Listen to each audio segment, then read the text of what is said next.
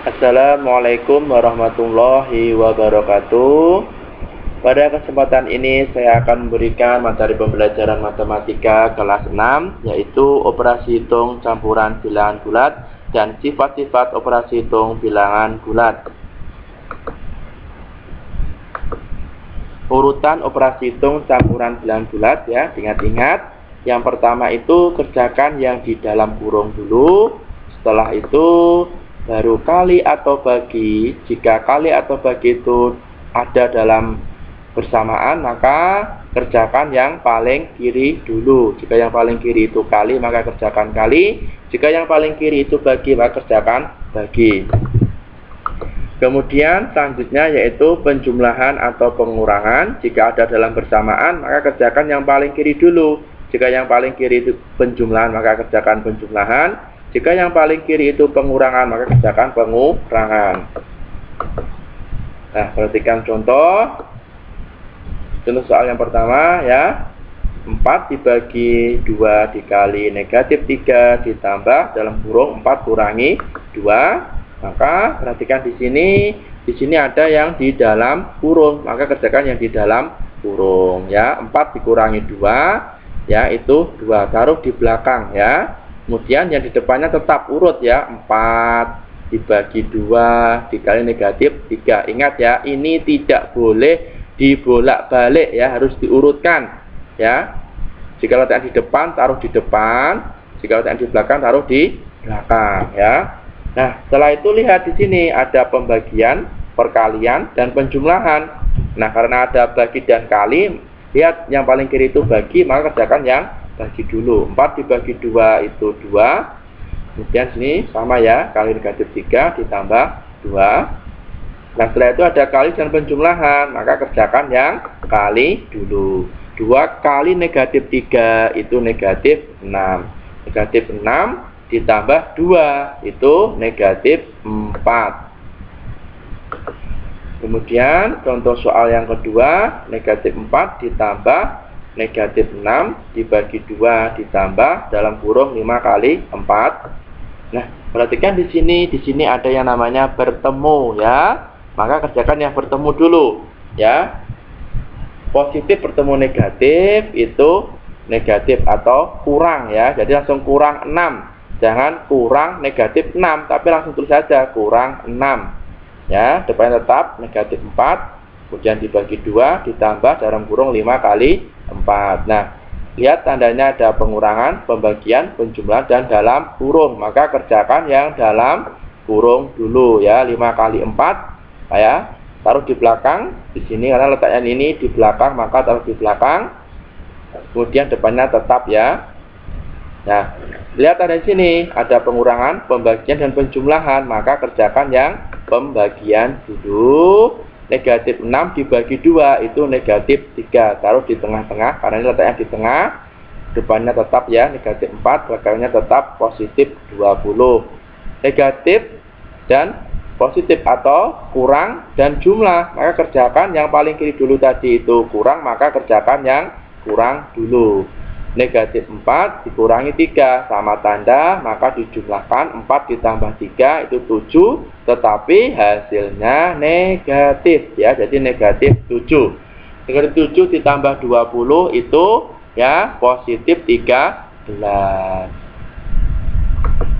Catatan, jika ada tanda yang bertemu maka dirubah dulu ya, seperti ini tadi dirubah dulu, baru dikerjakan yang dalam kurung, baru kali atau bagi, dan selanjutnya penjumlahan atau pengurangan. Sifat-sifat operasi hitung bilangan bulat. Yang pertama itu komutatif atau pertukaran. Itu sifat komutatif itu berlaku jika A tambah B sama dengan B tambah A. Ini namanya sifat komutatif penjumlahan. Atau A kali B sama dengan B kali A. Ini sifat komutatif perkalian. Ingat ya, komutatif itu hanya berlaku untuk penjumlahan dan perkalian. Contoh, 4 tambah 6 itu sama dengan 6 tambah 4 ya. Jadi ini dibalik ya, atau ditukarkan ya. 4 di depan menjadi di belakang, 6 di belakang menjadi di depan. Apakah sama hasilnya 4 tambah 6, 10, 6 tambah 4, 10. Karena sama hasilnya, maka ini namanya sifat komutatif penjumlahan. Yang kedua, 2 kali 3 sama dengan 3 kali 2. 2 kali 3 itu 6, 3 kali 2 juga 6. Maka ini berlaku sifat komutatif perkalian. Kemudian yang kedua, sifat asosiatif, ya, itu juga hanya berlaku untuk penjumlahan dan perkalian, ya. Nah, dikatakan sifat asosiatif jika berlaku A tambah B dalam kurung ditambah C sama dengan A tambah dalam kurung B tambah C. Ini namanya sifat asosiatif penjumlahan, atau A kali B dalam kurung dikali C sama dengan A kali dalam kurung B kali C. Ini namanya sifat asosiatif perkalian. Contoh, 4 tambah 6 ditambah 5 sama dengan 4 ditambah 6 tambah 5. Ini beda kurungnya, ya. 4 tambah 6 itu 10. Kemudian yang ini 6 tambah 5 11, ya. 10 ditambah 5 itu 15. 4 tambah 11 itu 15. Sama hasilnya, maka berlaku sifat asosiatif penjumlahan. Kemudian 2 kali 3 kali 4 itu, ya, sama dengan 2 kali 3 kali 4. Beda kurungnya, ya. 2 kali 3 itu 6. 3 kali 4 itu 12. 6 kali 4, 24. 2 kali 12, 24. Hasilnya sama, maka berlaku sifat asosiatif perkalian. Sifat distributif atau penyebaran, ya, itu dikatakan sifat distributif jika berlaku A kali dalam kurung B tambah C sama dengan A kali B ditambah A kali C, ya. Jadi ini namanya sifat distributif pada penjumlahan, karena di sini penjumlahan. Kemudian, atau A kali dalam kurung B kurangi C sama dengan A kali B, ya, dikurangi A kali C. Nah, ini namanya sifat distributif pada pengurangan. Perhatikan contoh. Pertama, 2 kali dalam kurung 3 tambah 4. Maka 2 kali 3 taruh di sebelah sini. Nah, tadi awalnya penjumlahan di dalam kurung menjadi di luar kurung, ya. Kemudian 2 kali 4 taruh di sebelah sini. Nah, yang sebelah kiri ini yang di dalam kurung dulu dijumlahkan, ya. 3 tambah 4 itu 7. Kemudian yang ini dalam kurung, 2 kali 3 itu 6. Kemudian ini 2 kali 4 itu 8. 2 kali 7 itu 14. 6 tambah 8 itu juga 14. Sama hasilnya, maka terbukti bahwa ini berlaku sifat distributif pada penjumlahan.